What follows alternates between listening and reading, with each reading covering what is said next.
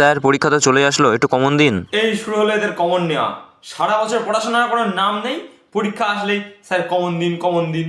আরে আমি কি নিজে প্রশ্ন তৈরি করবো নাকি যে আমি তোদের কমন দেবো? হ্যাঁ স্যার এইবারের মতো কমন দিয়ে দিন, এইবার পাস করে গেলেই পরের ক্লাস থেকে আমরা ভালোভাবে পড়াশোনা করবো সারা বছর। স্যার দিন না দিন না। ওহ জ্বালাতন তো। আচ্ছা ঠিক আছে, এত যখন বলছিস নে বার কর জীবনীগান বার কর। জীবনীগানের প্রথম উদ্ভিদবিদ্যা বার কর।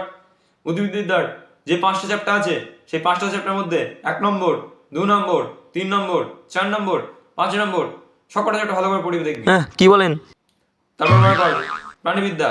প্রাণীবিদ্যার যে 6টা চ্যাপ্টার আছে 6টা চ্যাপ্টারের মধ্যে 1 নম্বর চ্যাপ্টার 2 নম্বর চ্যাপ্টার 3 নম্বর চ্যাপ্টার 4 নম্বর চ্যাপ্টার 5 নম্বর চ্যাপ্টার 6 নম্বর চ্যাপ্টার সব ভালো করে ফুটিয়ে দেখবি।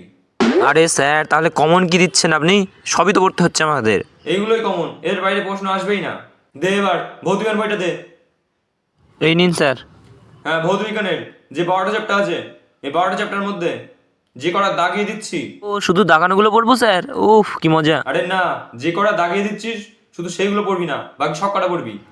এটা আবার কি হলো? এই নে। আরে স্যার এ আপনি কি করেছেন? আপনি তো শুধু সূচিপত্র দাগ দিয়েছেন। হ্যাঁ পুরো বইয়ের শুধু সূচিপত্রগুলো পড়বি না, বাকি সব কটা চ্যাপ্টার পড়বি। আর অঙ্ক বইটা বার কর। এই নিন স্যার। হ্যাঁ অঙ্ক বইয়ের কিছুই দাগানো লাগবে না, অঙ্ক বইয়ের সব করতে হবে। সারা বছর ধরে করিস নি, তাহলে তুই অঙ্ক পাস করতে পারবি না, যা বাড়ি যা।